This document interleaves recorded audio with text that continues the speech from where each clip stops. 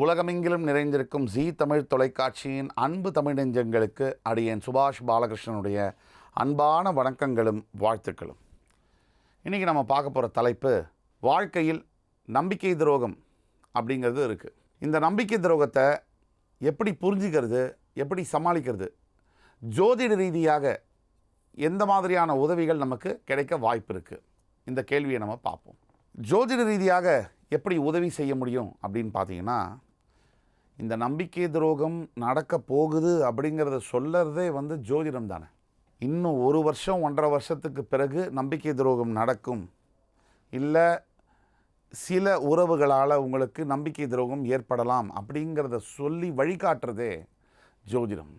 முக்காலத்தையும் சொல்லக்கூடியது, அதாவது ஏற்கனவே நடந்து முடிஞ்சது, இப்போ என்ன நடந்துகிட்ருக்கு, இனிமேல் என்ன எதிர்பார்க்கலாம், அதையெல்லாம் சொல்லக்கூடியது தானே ஜோதிடம். நம்பிக்கை துரோகம் அப்படின்னு எடுத்திங்கன்னா, ஒரு ஜாதக ரீதியாக நம்ம பார்த்தோம் அப்படின்னா, நம்பிக்கை துரோகம் ஏற்படக்கூடிய வாய்ப்பு இப்போ ஒருத்தருக்கு இருக்குது அப்படின்னா, ஃபஸ்ட்டு அவர் 7.5 சனி அஷ்டம சனியில் இருக்காரா அப்படின்னு நம்ம பார்க்கணும். ஏன்னா சனி பகவான் தான் நாம் எல்லோரும் நினச்சிட்ருக்கோம் நமக்கு முழு பாவ கிரகம், நம்மளை விடமாட்டேங்கிறாரு, மிகுந்த பிரச்சனைகளை கொடுக்குறாரு அப்படின்னு. அது பொய். இந்த காணொளி மூலியமாக உலகத்தில் இருக்கக்கூடிய எல்லா அருமையான தமிழ் அன்புகளுக்கும் நெஞ்சங்களுக்கும் நாம் சொல்லக்கூடியது, சனி பகவான் ஒரு முழுமையான பாவ கிரகம் அப்படிங்கிறது நாம் வச்ச பேர்.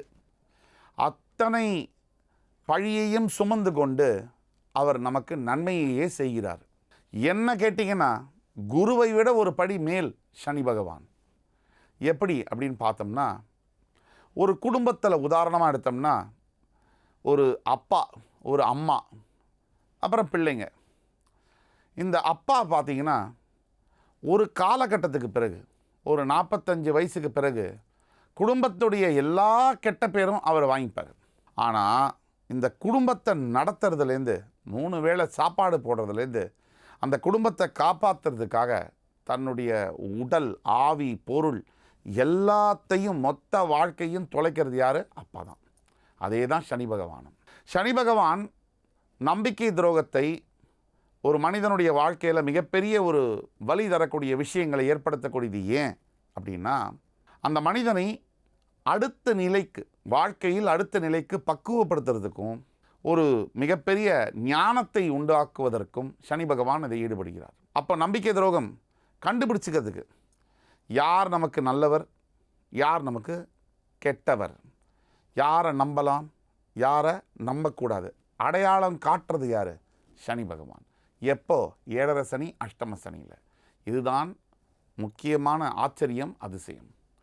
சனி நமக்கு அப்பா மாதிரி திட்டிகிட்டே இருப்பார், நமக்கு துன்பத்தை கொடுத்துக்கிட்டே இருப்பார். ஆனால் எதுக்காக?